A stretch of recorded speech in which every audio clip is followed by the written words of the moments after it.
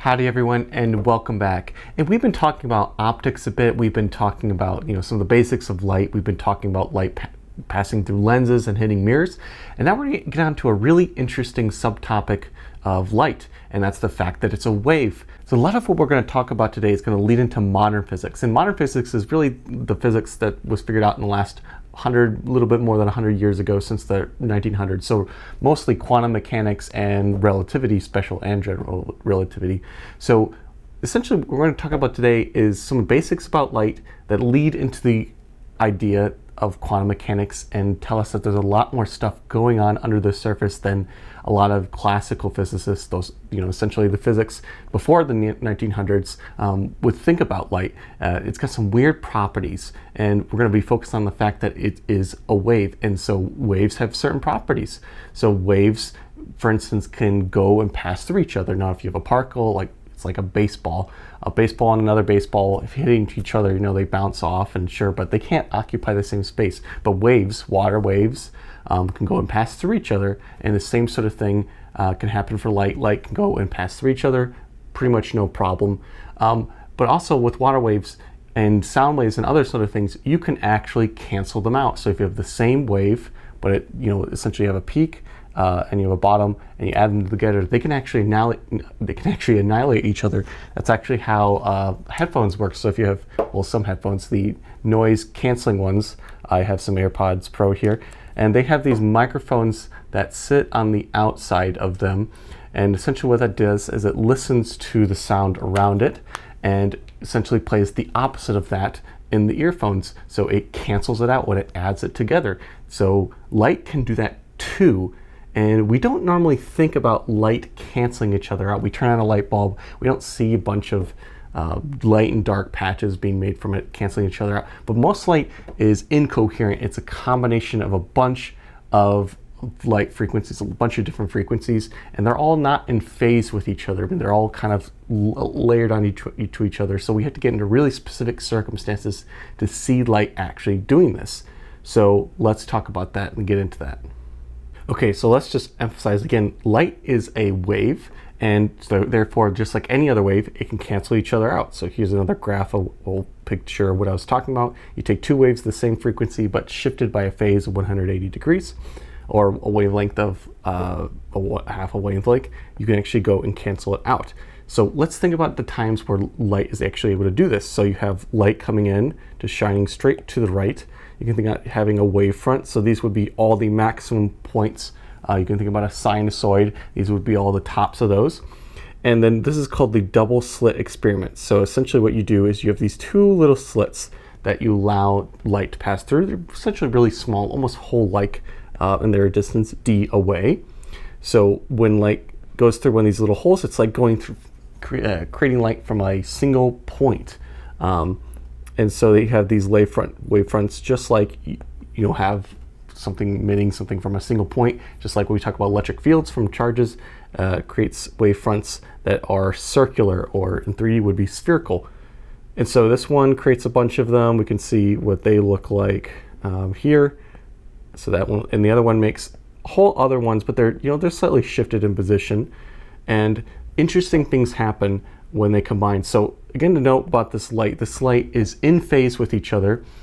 So essentially you really need a laser. This is really the only way to make a light that's really essentially one frequency and all in phase with each other. So there's a clear wavefront. So if you have light that's not like this, there's a bunch of combining, overlapping wavefronts that don't necessarily cancel each other out. That's more of what a light bulb does. But if you have a laser essentially doing this, you can have this sort of effect. So you get them so that the wavefronts are coherent. That's the word for it. And so you would expect maybe from the classical standpoint that you just have a light going through here, so it's going to shine two bright spots on here. And if you have a flashlight, that's what you'd see. You see two bright spots and not interfering with each other. But if you use a laser, you'll find that you have an interference pattern. So there's going to be a maximum, then it's going to get dark, another maximum. It's a little bit lighter. It's not going to be, it's not going to be as bright, then another one that's a little less more dim, a little more dim as they fall off. So you're alternating light and dark patterns. Again, this is very, very strange. This is probably not what we're used to when thinking about light in our everyday lives. We haven't seen this, we had to get these very specific circumstances for that to happen. And so, you can write down an equation, and we'll probably talk about this one a little bit, but you can actually write down an equation that's going to predict where these are going to be, where these maximum and also you can find the minimum ones for the double slit, and you can also do something with a single slit. So instead of have a big one here, you can also create a somewhat similar pattern, for somewhat similar reasons. But you can write down an equation, and it has to do with the fact that when you have, again, a situation like this, you have a maximum and a minimum hitting each other. So saying this one is going to here, and it's creating a maximum there. This one's creating a minimum, or at least in terms of how the wavefront looks like, in terms of the waves hitting each other. Then they're going to cancel out, and there's not going to be any light. So that's kind of what's going on here. These maximums are going to be where you have two wavefronts that look exactly the same, at least though their maximum points and minimum points are now lining up. So they combine, they're additive, as opposed to in the dark spots where they're going to be subtractive. And so we can drive an equation in regards to that. But I want to take a quick aside and think about, before we get into problems, why this is so significant. So this naturally leads into quantum mechanics, and we can think about why that is for a moment. So this works with light. You put light in through here, sure, light creates an interference pattern. I accept that light's a wave, and okay, why is light a wave? Well, we talked about how you can write down the electric and magnetic fields, the Maxwell equations regarding those, and you come up with a wave equation. So you have essentially the thing that gets described as a wave, has the same sort of equation, and we say that describes light. We talked about light being electromagnetic radiation, so okay, it's a wave. Sure, it has wave properties. That's fine. So you can redo this experiment, and you can do it with electrons instead. So you send electrons through here. You send a bunch of them all going through here. They're all coming through. Sure. And you get an interference pattern like this. Well, that's weird because we don't really think about electrons as being waves. They're particles, right? They're like baseball bats that go into, not baseball bats, but baseballs. They go and hit each other, bounce off, sure. Okay, so it's telling us that particles, these elementary particles like protons, neutrons, electrons, well, protons and neutrons are not elementary, but they're made up of quarks. But these particles have wave-like properties. So they're wave-like in that they can cancel each other out. So what does it mean to have a electron canceling each other out? Well, because if we think about it, occupying by one space. So, okay, that's a little bit weird. So sure, maybe they have some wave-like properties. So the really mind-bending one comes in when you send individual electrons through. So you don't just send a huge wavefront, you send one at a time. So I send one, I go and record, where did it hit? Okay, maybe it hit here. I go send another one, okay, maybe it hit here. And you do that over a long period of time, you build up the patterns, and you'll find that there's an interference pattern. Again, for one electron at a time. That has to be very, very uncomfortable, because what is the electron interfering with? It's not interfering with other electrons. In reality, it's interfering with itself. So that's the mind-bending thing. And so what does it mean? Well, we can keep going with this idea. So we have these two slits, and say we put some type of particle detector. So I go and record which slit did that one electron go through. So if I do that, so saying, boop, it went through this one, I actually will get a completely different pattern. They'll go line up as a line here. What we actually would expect to happen with a flashlight. Just if you sit here and try to tell which slit it's going through. That should be really bothersome. The fact that I put some detectors on these slits changed the interference pattern. So what's the interpretation, what's going on? Well, when I send an electron through, it's actually going through both slits and interfering with each itself on the other side. And that's what's creating this pattern. And what's the wave-like property? Well, it's probabilistic waves. So we're saying that this electron doesn't exist in this one point, but it's actually spread out and through a volume. And when it goes through these sort of things, passes through both, those probabilistic waves are the things that interfere with each other and actually determine once it actually finally hits it, where does it actually land. So there's something we have to keep in mind when we talk about quantum mechanics. When we actually measure a particle, just like with the particle detectors here, we force it to be in one place. When we make a detection, we hit it with something else, some other type of particle or force, it has to be in one place. But when it's not, it can occupy a space. It can actually be moving through around, and there's the waves. When we describe quantum mechanical waves, it actually has a probability in being a number of locations when we finally actually detect it. That's what we mean. Okay, that should be pretty mind-bending, but maybe we've actually heard about a little bit of this when learning about valence electrons and atoms, and seeing that they're actually spread out, and that's actually plays a really important role in chemistry. So maybe we've heard of this before, maybe we haven't. But it's sort of where we're getting with this. And we're going to be focusing on light here, but do note that this naturally leads into quantum mechanics. The fact that all particles are wave-like and particle-like. They both have these dual natures where they can be one or the other at different times. And we're talking about particles and being spread out through space.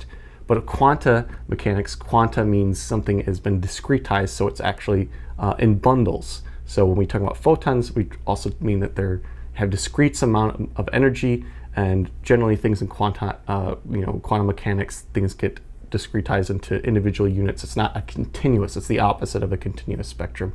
So that happens a lot of the times, in terms of energy, in terms of state, but that's another class into itself. So let's keep going, keep talking about what's going on with light here. Let's do a few problems with regards to light interfering with each other, interfering mostly with itself. That's the perspective we'll take. But just note that this is leading into some really interesting physics. Okay, so let's do that. Okay, so we have a pretty simple problem here. At least the setup is pretty simple. So this is something maybe you have on the ground. You have some sort of, if you have a garage or a car, sometimes oil spills down. So you have this thin film of oil. And you may look at it sometimes and notice that it has sort of a rainbow effect. It doesn't look like just brown oil. It looks like a whole bunch of colors. Well, that's actually the effect we're going to be talking about here. Light is coming down and it's going to be interfering with itself.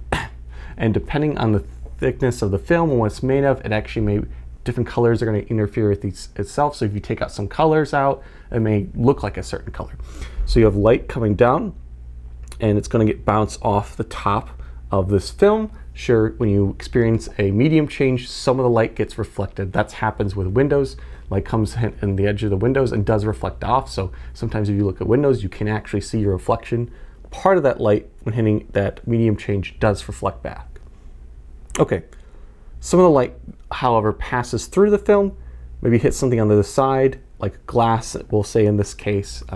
It could be a myriad of things, but again, a distinct material change happens, and so that you can have another reflection.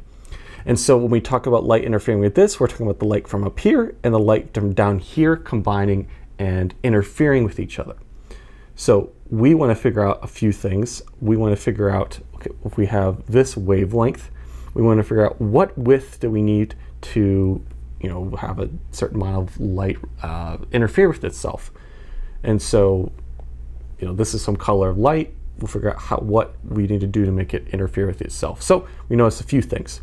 So when light comes down here, it goes back up here, compared to this one, it's traveled an extra distance of 2 times this width. So it goes down, it goes up, that's 2 times this distance. And so we talk about the total distance it travels to be in phase. Okay, that's what we're talking about. So if we want to find a situation where the light goes and combines, this distance that it has to travel has to be some integer times the wavelength. So what does that mean? So you have the light coming in down, so it's going to be looking like that if it's in phase. So you have the light that comes back up. We have to also make it so that's in phase like this. So what we can do always is take it and shift it down a wavelength. So I just changed to a wavelength. Let's put this W back. You can see if I shifted a wavelength that it's essentially going to be identical. It has to be an integer number of wavelengths. If you do have a half, if you make the high spots the same as the low spots, they'll start adding and destroying each other. So if we want it to combine, we have to make it so that this is some type of integer times the wavelength. So I think we're likely going to pick m equals 1. So it's one thing shifted over. Few things happen that we got to be careful of. So when light passes through a different medium, so it goes through air to film, it's actually going to not change speed, but it's going to change the wavelength. So the color will change relatively. So we got to keep track of that. So something that is pretty invariant is that the speed of light, and this is the speed of anything, any wave, I mean, speed of any wave is equal to its wavelength times its frequency. So I just realized I said this incorrectly. So frequency doesn't change, and the reason why that is true is because it's tied to the energy. And so if you switch through mediums, you shouldn't gain or lose energy. That's sort of weird. So the frequency is going to stay the same, but the wavelength is going to change instead.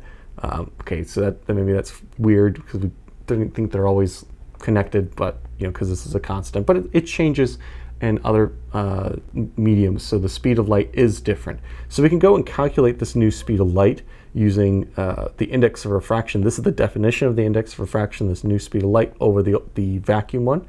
So we write that down. We have this n1. We are told the index of refraction in this film, so this is a number we know, and this is the number we know here. So we go and replace the speeds both with this equation here. So this is the original wavelength. That's the one reported here, 735 nanometers. So we get a relationship between this new wavelength and the old one by dividing by the index of refraction. Okay, so that's what's going to go in this equation. We put in this here. We're also going to, again, combine the fact that this traveled the distance is 2 times the width. So we're going to get an equation here that looks like this. So 2 times the width equals some integer times this weird wavelength stuff. So we can put in n equals 1. That's just, again, the one shift off. So again, we can find many different widths where this is going to be true. But you have a width here that's going to be the original wavelength over 2 times index refraction. So it's going to be really thin. It's going to be less than, well, like 200 nanometers. So it's a pretty thin film to actually get this to happen. So maybe in real life we actually see a thicker film, and then maybe it's a different integer, it's a higher one, sure. So now suppose we wanted an interference pattern, so that one was a combining, so that when it comes back up, that we will go and create a stronger color that's even double the brightness of what was going on. But maybe we want to find a situation when the color gets completely eliminated. So what kind of thickness do we need then? So the only difference here is that instead of an integer m, to get an interference pattern, you shift it, you shift something a half wavelength. So it would look like this. It would always be half wavelength plus another integer. So you can always shift it 1.5 wavelengths. It's going to look like this, sure. So that's where that's coming from in terms of just mathematics. So we instead replace that with m plus 1/2. We go through the same thing. We're going to let m equal 0. That's actually going to be the smallest shift we can expect. What's the smallest width? Well, we go through, it's almost the same thing, except instead of this divided by 2, it's going to be divided by 4. So it's going to be half this width here. So again, if you have an oil spill, that's why some of the colors seem really bright. Some of them are going to be additive and combining, but some of them, based on the wavelength, are going to be eliminated essentially. So that's sort of where that's coming from. Okay, but let's keep going on. Okay, now let's do a problem going back and thinking about the double slit stuff. So suppose here that we're told this distance in x, we're told this distance y to the second maximum, and we're told the distance between 2 parts of the slits. So we want to go back and find the wavelength. Okay, so we're going to use this equation. We're going to use all this stuff in a bit, but let's just talk about what's going on. So if you have 2 slits, and this distance is much bigger than this one, there's a lot of simple trade that happens. Essentially, these 2 lines of light coming up are going to be parallel. So the only difference is that this bottom one is going to be traveled a little bit extra distance, and this little extra distance is going to determine whether it's going to be destructive interference or constructive interference. So the only thing that matters here is this length here. So this width is so this distance d is the hypotenuse of this triangle. This extra distance is just going to be the hypotenuse times the sine of this angle. So this angle is going to be the same as this one. So we do, just a teeny bit of trig. We find that that extra distance it travels is d sine theta. So this is the thing that needs to be either equal to the integer times the wavelength, or if it's going to be constructive interference, or integer plus half wavelength if it's going to be deconstructive, because it has to do the same thing we talked about last problem. We have the two sines, and I can always shift it by one wavelength, two wavelengths, three wavelengths to be constructed. But if I want to make it destructive, it's a half plus 1 plus 2 plus 3. That's essentially what's going on with these equations. And so that's what's going on here. A second maximum is going to be when the integer is equal to 2 times this wavelength.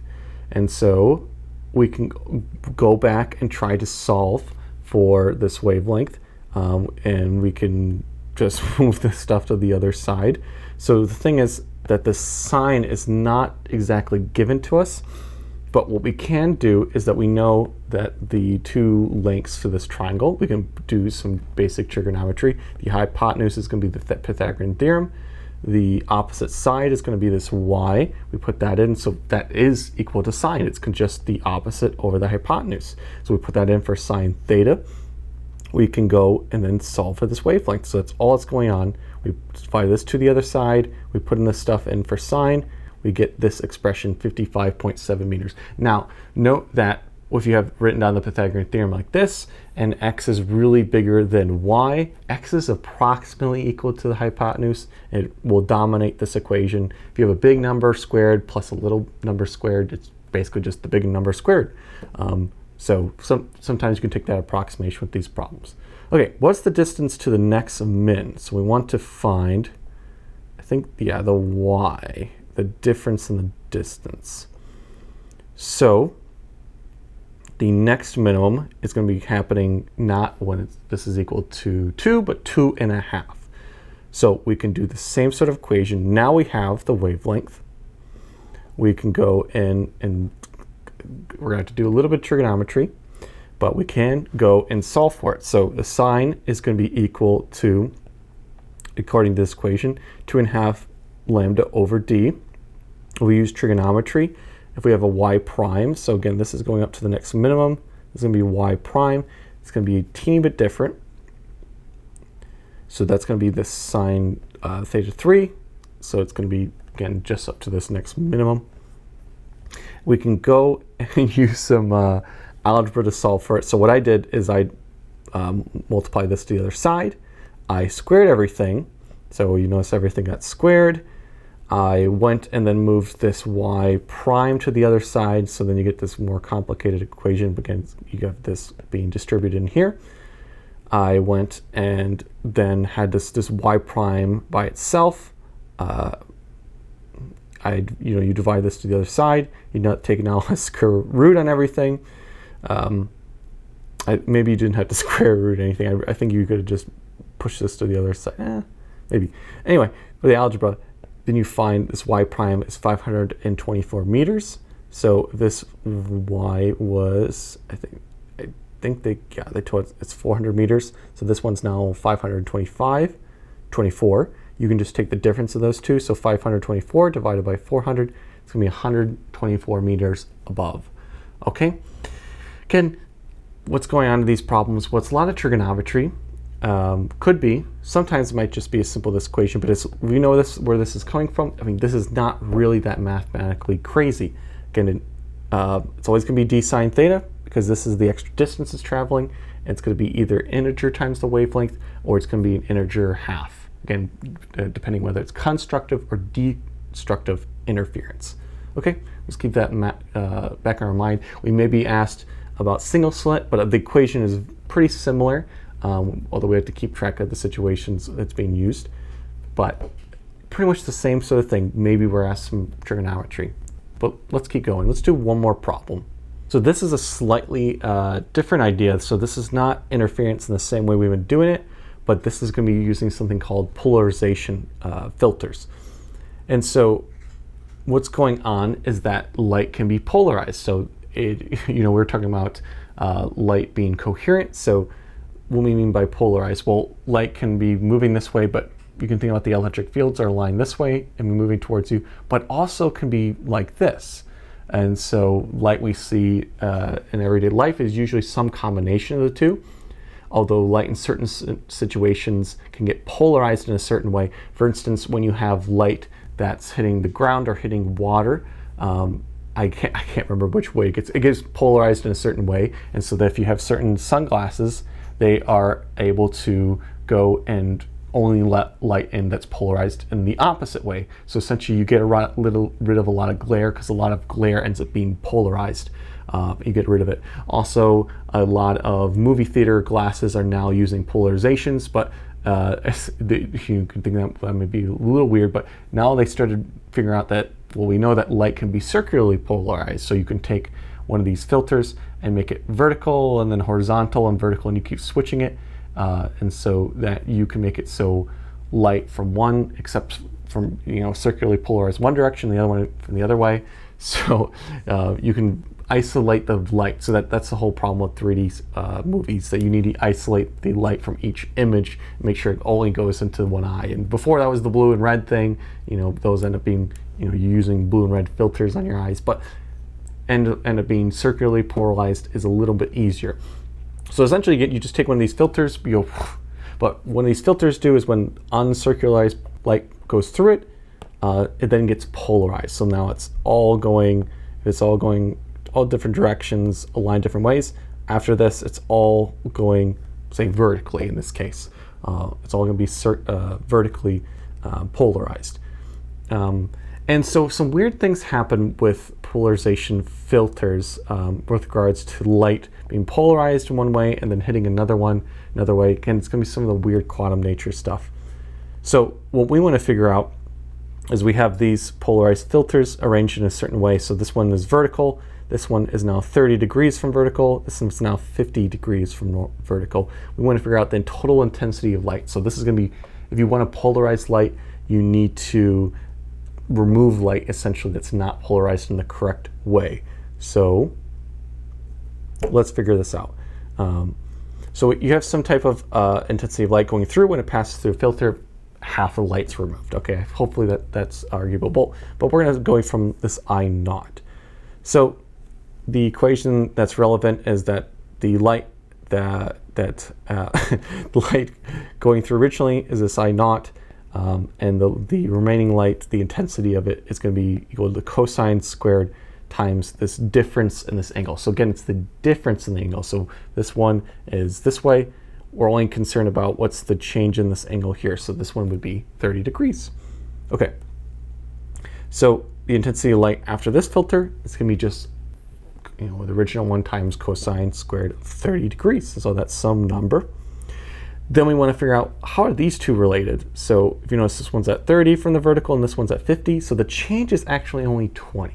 It's only 20 degrees difference. That's the only thing that matters, because, for instance, if these both were 30, they would both be perfectly aligned. The light going through it would be perfectly aligned. So no loss of intensity. Okay, whatever. So the total intensity of light that after it is going to be, well, we have to go feed these in. So we have to put this in for I1. It's going to be I naught times cosine squared 30 degrees. And that all ends up in this final equation, ends up being 0.66. And if you wanted to compare it to this I -1, you'd add another -half.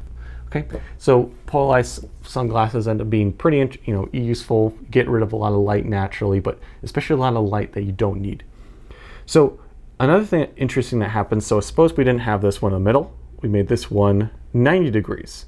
So if you made this 90 degrees, cosine squared of 90 degrees is actually 0. So you have a vertical one and a horizontal one. No light gets through. So you imagine all the light is vertically aligned. None of it can pass through a vertical filter. Okay, hopefully that should make sense.